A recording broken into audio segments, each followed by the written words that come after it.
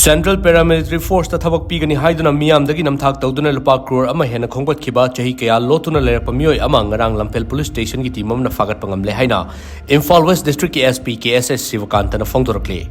hiram asiga mari lena Imphal West District ki SP ki Conference Hall da paugi mifam ama pangthokre paugi mifam aduda Imphal West District ki SP KSS Sivakanta na hai faraba Meeoi adudi pisum thongningom lerek machindage hojikna porompa thawan thaba lekai da leiba changambam manoranjan khuman chahi humfutarukni Meeoi asina kumja lisingani tara humdoidagi lisingani tara turuk phawbada SSB amadi BSF ta General Duty Constable ki thabak pigani haiduna lamdam asigi naha kayadagi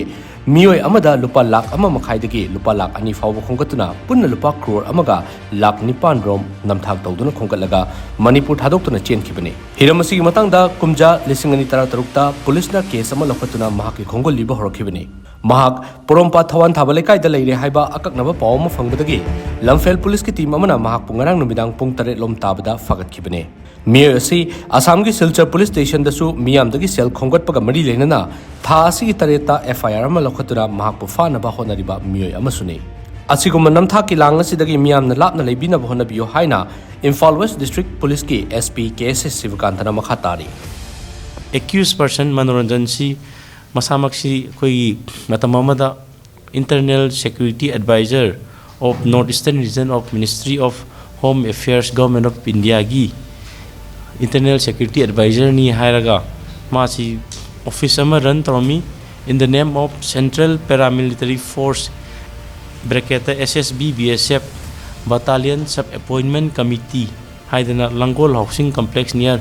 Maitai Mandop sida magi sumaina Sub Appointment Committee recruitment gi atum Sub Appointment Committee ama masi dumaina run tawraga masi lerami state asigi naharon naha kaya dagi thaba phangdaba naha kaya dagi thaba khapi gani haibigi koigi SSB natraga BSF ta koi general duty constable la thaba khapi gani haibigi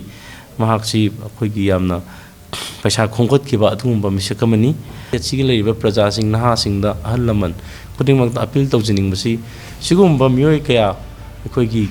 tabak happy gani khotpi gani haidana paisa lokthoka chen giba khot kiba or mat natragana loan pibi gani paisa piro haibugum criminal minded oiba Meeoi sing sidagi moigi hai moina tawriba lalong aduda thubiganu aduga ikoi isana wana tanjariba hard earned money isagi saving dagi thabak subri tanjariba mayam sing si lemna sigumba criminal sing sina yam line up khonginu haina koi appeal praja appeal tawjin